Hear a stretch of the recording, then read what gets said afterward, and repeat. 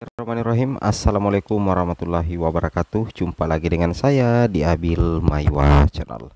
Jadi teman-teman, channel ini merupakan channel pendidikan tempat kita berbagi tentang aplikasi pendidikan, Microsoft Office, serta tips dan triks komputer. Jadi pada video kali ini teman-teman ya, kembali lagi admin akan mencoba update ya informasi terbaru seputar perkembangan P3K Guru formasi tahun 2023.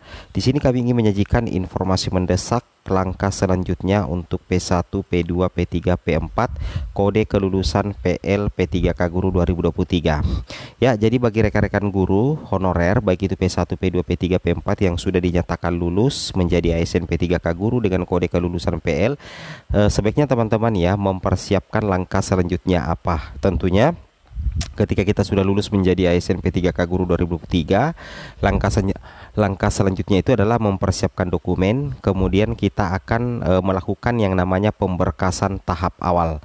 Tentunya pemberkasan tahap awal ini kita harus tetap menunggu instruksi dari instansi ya. Kita harus menunggu instruksi dari instansi teman-teman ya.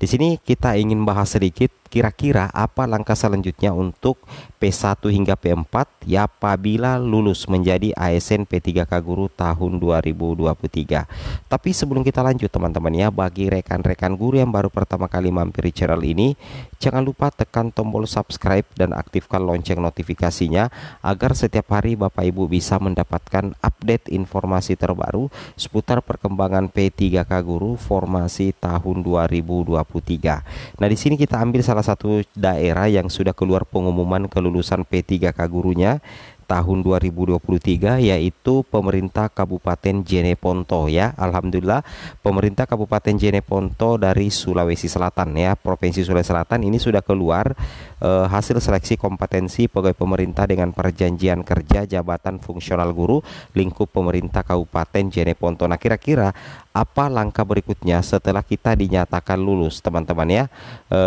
menjadi ASN P3K Guru tahun 2023. Nah, di sini kalau kita perhatikan di poin keberapa ini teman-teman ya, di poin ketiga jelas sekali diutarakan di sini.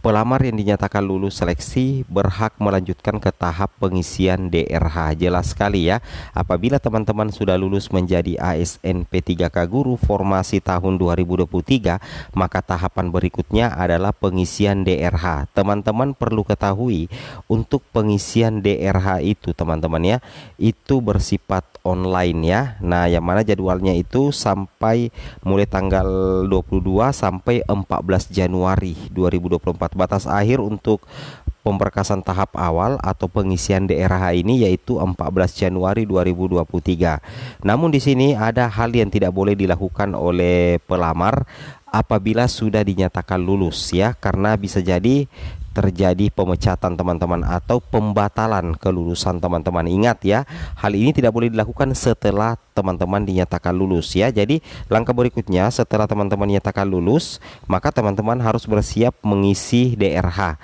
Pengisian DRH itu dilakukan di portal SSCASN teman-teman ya.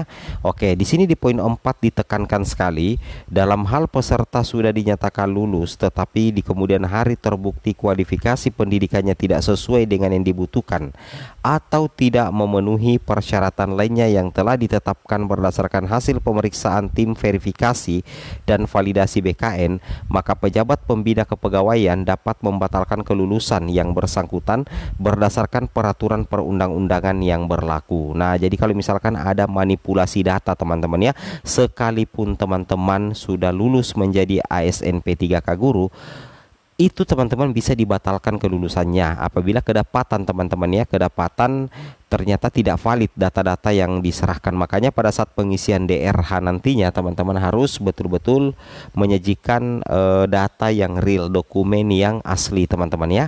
Nah, poin kelima, apabila peserta seleksi sudah dinyatakan lulus tahap akhir seleksi dan sudah mendapatkan persetujuan NIP kemudian mengundurkan diri, maka yang bersangkutan diberikan sanksi tidak boleh mendaftar pada penerimaan periode selanjutnya. Ini bahaya sekali ya, apabila teman-teman anggaplah sudah lulus, kemudian teman-teman sudah dapat NIP, kemudian tiba-tiba mengundurkan diri, maka teman-teman diberikan sanksi. Sanksinya ini tidak main-main teman-teman ya. Teman-teman tidak boleh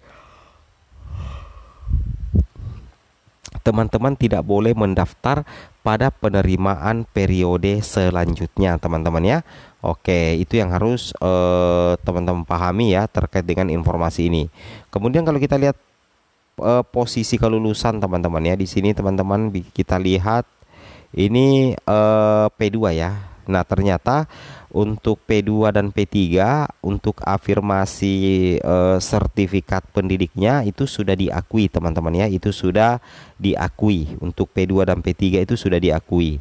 Ini kita lihat prioritas 2 itu kode serdiknya ada. Ini yang kode S ini itu namanya kode sertifikat pendidik ya. Itu kode sertifikat pendidik. Kita lihat mereka ini yang memiliki serdik rata-rata berada di peringkat teratas ya, peringkat 1 2 3 4 5 6 ya. Ini nilai murninya rendah teman-teman ya. Untuk P2 ini nilai murninya sebenarnya rendah. Itu hanya mencapai nilai 350 teman-teman ya.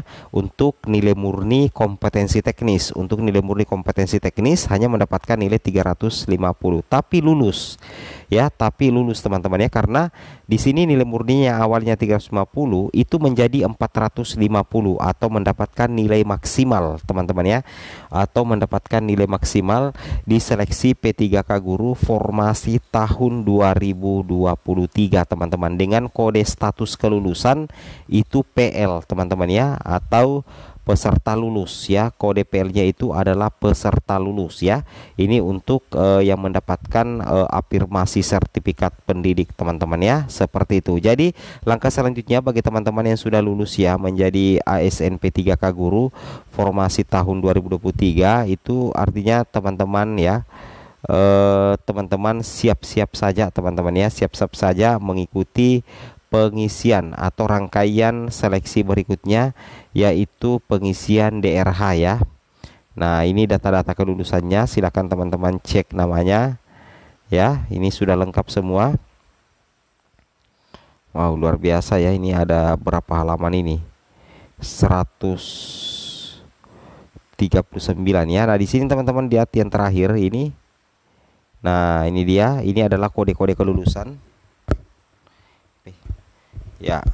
Nah, di sini kalau kita lihat tambahan nilai dari sertifikat pendidik itu berdasarkan keputusan Menpan RB ya, nomor 649.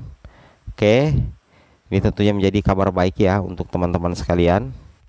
Berikutnya teman-teman ya, langkah berikutnya apabila teman-teman sudah dinyatakan lulus adalah tentunya melakukan pengisian DRH atau daftar riwayat hidup. Adapun dokumen-dokumen yang dipersiapkan itu ada 9 dokumen. Yang pertama, pernyataan 5 poin. Itu format biasanya tersedia di akun SPSN. Kemudian nantinya teman-teman siapkan juga surat keterangan SKCK ya, kemudian daftar riwayat hidup yang sudah diisi di SSCSN itu di-download ya, di-scan, kemudian di-upload kembali di SSCSN.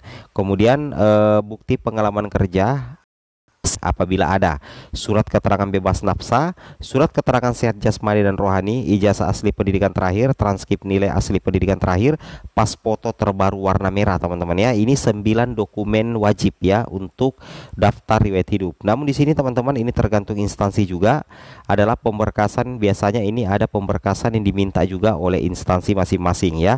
Ini biasanya kita lihat semua berkas yang diupload di akun SSCSN akan diserahkan berkas manualnya di instansi. Nah, misalkan ya ada instansi yang meminta ijazah dari SD sampai pendidikan terakhir. Kemudian ada juga instansi yang meminta bukti SK setiap pengalaman kerja yang telah diupload ya. Tapi ini tergantung dari instansinya teman-teman. Kalau misalkan instansinya menginginkan ya kita lakukan. Nah, ini pemberkasan diminta oleh instansi masing-masing. Kemudian ada juga pemberkasan tambahan teman-teman ya.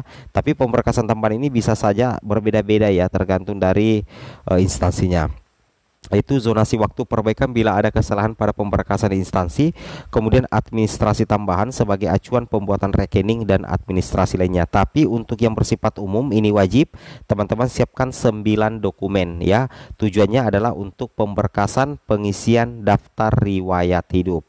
Oke, semoga bermanfaat. Wabillahi taufik wal hidayah. Wassalamualaikum warahmatullahi wabarakatuh.